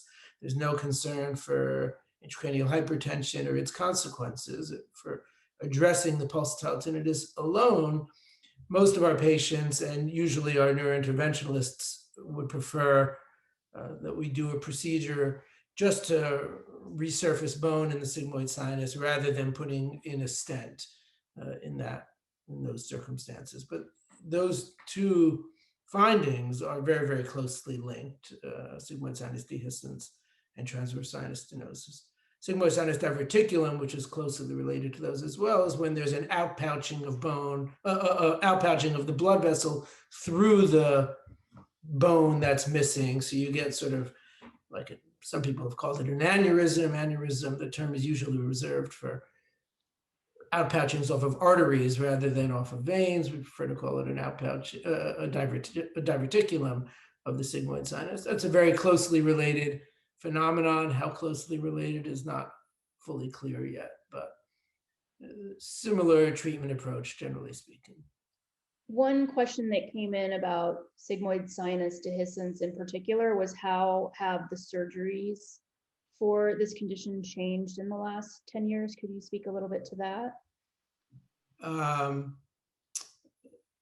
The simple answer is not a whole lot, but there are some nuances as to how to do them, how not to do them. I think what's changed mostly in the past 10 years is the understanding of its relationship to intracranial hypertension and venous sinus stenosis, and being careful to make sure that you're assessing somebody for those before considering doing the procedure. So all of our patients will have imaging to look at the transverse sinus. All of our patients will see a neuro-ophthalmologist. If it's in the appropriate setting, we will often do a trial of acetazolamide, though not always. We do not do a lumbar puncture on everybody for whom we're considering this procedure. But the surgery itself, there are small nuances, and there are many surgeons who will do, something, little things different from each other with sigmoid sinus dehiscence specifically. But I don't think any of those has been revolutionary or that major. Addressing sigmoid sinus diverticulum, there are some significant differences in the surgical approach that people will have, and it's not clear yet which is the best approach. Is there a particular age group that's more impacted by these diagnoses? Primarily the same people who are affected by intracranial hypertension, which is women with elevated body mass index in their 30s, 40s, 50s. But there's a wide range. Okay, interesting. Dr. Sismanis, do you see patients with these two diagnoses also? Yes, I do see them. Yes, of course. And as David mentioned, you have to make sure that they don't have increased intracranial pressure. Now, when I see patients with dehiscence, sigmoid sinus dehiscence, and they're of older age, let's say in their 60s, and I've seen it in a number of patients, I don't think they have active increased intracranial pressure, but I suspect that sometime before, years ago, they had this syndrome. Mind you that idiopathic intracranial hypertension syndrome is a disease of younger females. So when you get in your 50s or even 60s or so, you don't, the possibility of having IIH is less, or it does not exist. But probably these patients sometime back in their lives, they had the syndrome. And as a result of it, they developed this thinning of the bone surrounding the sigmoid sinus. Okay. Does anyone else want to comment on these particular diagnoses before we move on to our last 15-minute segment? Yeah, I'd like to point out that the diverticular can also be treated from inside of the blood vessels. We can seal them off inside of the blood vessels with coils. Oftentimes there's a transverse sinus stenosis, as Dr. Eisenman pointed out, which can also be treated from inside of the blood vessels, and the sound can go away, from these types of treatments as well. Again, in some patients, we can resolve the underlying stenosis with medical therapy, as Dr. Eisenman also pointed out. So, there's options. There's lots of ways to treat these things. We have really good solutions now. It's just a matter of getting to the right people. Okay. I have kind of a random question about the sound itself. The sound I hear is a very low pitch, whooshing sound, much like a sonogram. I've always described it like that, and like people marching in the snow, that sort of low, low pitch sound.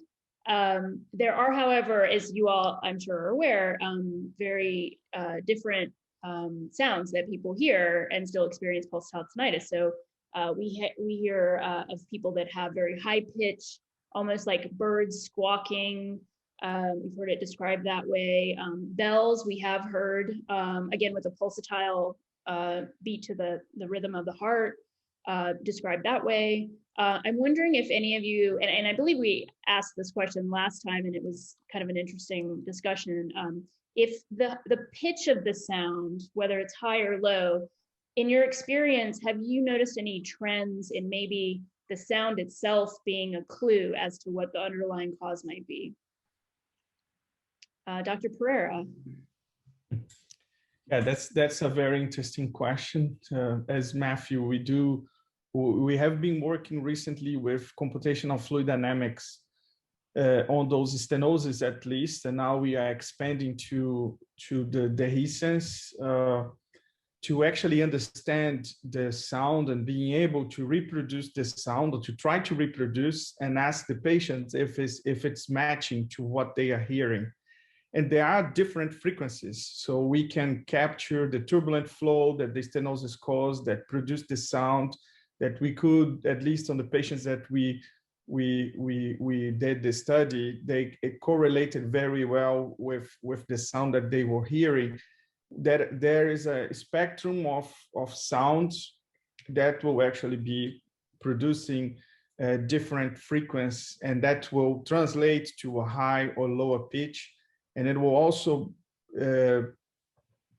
be important where the disease is located in relation to the temporal bone. So those are some hypotheses. Those are things that we are investigating. We have now a series of 30 cases of simulation that we are correlating with the sound that our patient described and with the results of the procedure, that we want to get more into it with more frequencies and related to different diseases. But yes, there are differences in sound. Some of the noises will be high pitch and low pitch related to where the pathology is in relationship with the temporal bone. Interesting. Anyone else? Yes. I think Oh, sorry. Sorry, Ari, go ahead. Well, I was going to say that we have seen a number of patients with bilateral pulsatile tinnitus, high pitch, and associated with high frequency sensory neural hearing loss. So I don't have a good explanation of the pathophysiology of this type of tinnitus, but probably is somatosensory in origin, because it's amazing how the human ear does not hear so many sounds that the human body is producing. For example, the blood circulating inside the head, we don't hear it. So it looks like if you have a central auditory pathway lesion, perhaps in the cochlear nuclei, then you lose the suppressive ability of this nuclei to suppress the volatile noises that the human body is making, like the heartbeat. So these are patients that probably will benefit from using a hearing aid. Interesting. We actually have heard from several community members that hearing aids do work for them. Unfortunately, I would say the majority have said they do not work for them. And it's a rather, as you know, expensive experiment, since hearing aids are, they're expensive and they're personally fit for the individual. And I think too, it's important to note that the hearing aid companies do very good work for regular tinnitus patients and create some really wonderful aids to help those patients. But I don't think that pulsatile tinnitus patients have been an adequate control, set to test those devices. So I always caution people there. Again, there have been many people that have said that hearing aids have helped them. So I definitely think it's a good, yeah. It's worth it. It might be I'm talking specifically for patients with high-pitched bilateral pulsatile tinnitus and associated high-frequency hearing loss. Again, by law, the patient is entitled to a hearing aid trial for 4 to 6 weeks. So if the hearing aid does not work, by law, the patient can return the hearing aid. So nobody is going to be pushed, to buy a hearing aid, okay? And I think this is throughout the states, the 50 states. Oh, that's really good to know. Yes, a hearing aid trial by law is for 4 to 6 weeks. Oh, very good. I didn't know this. Great. Well, I guess for our last few minutes, I wanted to give everyone an opportunity to provide some final thoughts. I know some of you have research studies going on now that you'd like to announce. If you'd like to announce them, this would be a great time. I did want to leave with a few thoughts of mine, just generally to those of you who are still whooshing out there about things you can do to help relieve your symptoms. It's different for everyone. Of course, white noise is often a good go-to tool. You can buy a white noise machine, or we have on the Whoosher site a review for sleep phones, which is, and I forgot again to bring it with me. I forgot the last time. It's essentially a headband that you put on, and it's made of fleece, and the speakers are flat, so you can wear it when you sleep. If you're a side sleeper, it's much more comfortable than earbuds, for example, and you can play white noise that way. And the white noise tends to often drown out the pulsing sound. So some of us have found that to be helpful. Also, just going back to the earlier conversation about talking to your doctors about any interruptions in sleep that this is causing, discuss those with your doctor. It is your best bet to get a doctor's opinion and advice on ways you can cope. And yes, there are medications that can be provided to help you temporarily. It doesn't have to be forever. And sometimes even just having the conversation with your doctors about the impact of all of this can be very helpful. So I encourage you all to do that. And now I'd like to kind of go around the table and let everyone have final thoughts before we sign off. Dr. Eisenman. I don't have anything specific to add. I think I didn't say it in the beginning, though everyone else did. Your efforts here, Emma, are really can't be understated. It is so helpful in raising awareness and giving people a place where they can go to find empathic ears and to help find resources for giving them a cure. And the importance of that just can't be understated. In addition, your efforts to getting an ICD-10 code for pulsatile tinnitus are truly, truly transformative, and you deserve so much credit for it.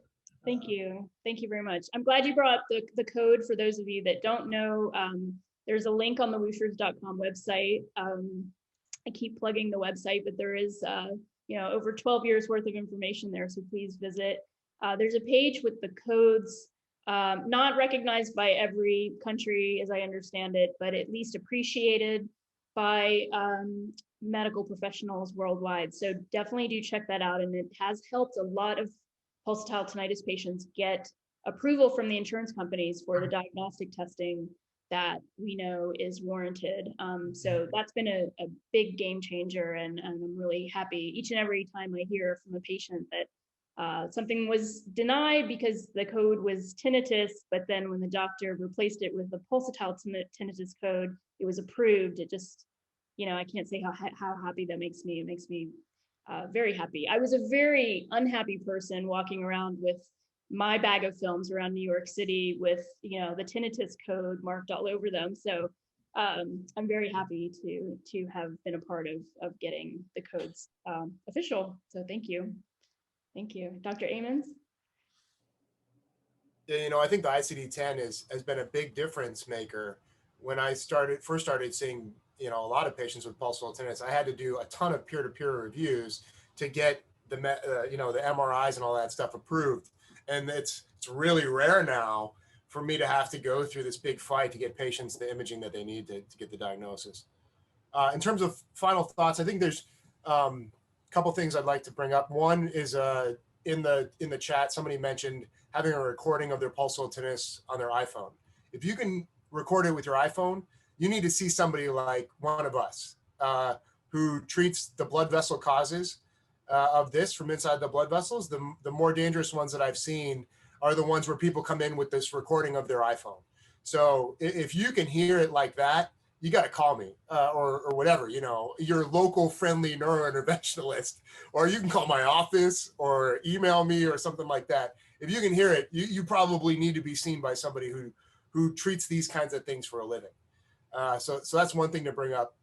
The other thing is at UCSF in our cerebral venous disorders lab, for which I'm the founder and principal investigator, we just received a $2.5 million Department of Defense grant to try and better characterize some of these specific causes non-invasively and help to identify the patients that have the more dangerous causes of pulsatile tinnitus. So if you're interested in joining our research trial, please feel free to contact the UCSF Pulsatile Tinnitus Clinic.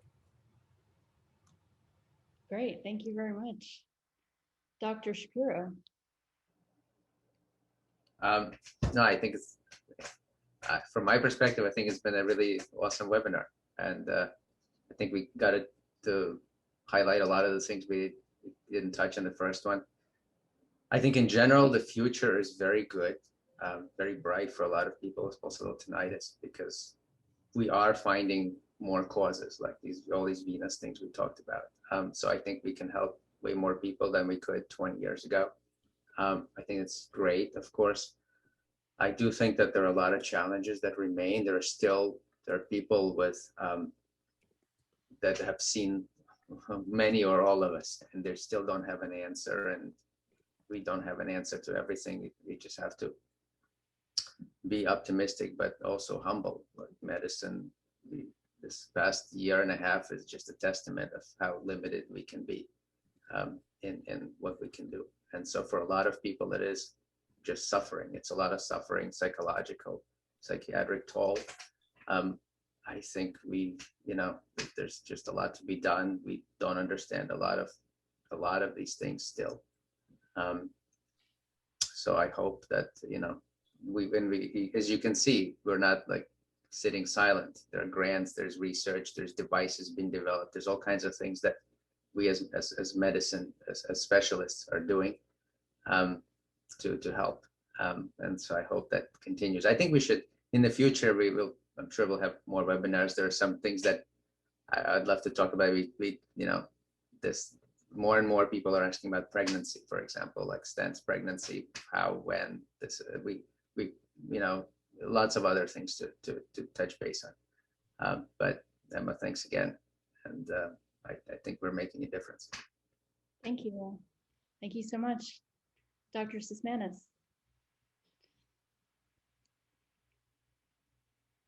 I think over the past 40 years, we have come a long way, and we know much more about pulsatile tinnitus than we used to know. And following a proper evaluation, I think most of these people can be managed without any question. Of course, there are still some patients that we cannot make diagnosis, and there are some vague areas. For example, migraine patients, they may present or they may have associated pulsatile tinnitus or superior canal dehiscence syndrome. Anyway, there's still some areas that remain kind of vague, but hopefully a lot of research is going on, and we'll know much more by the time we have the next web seminar.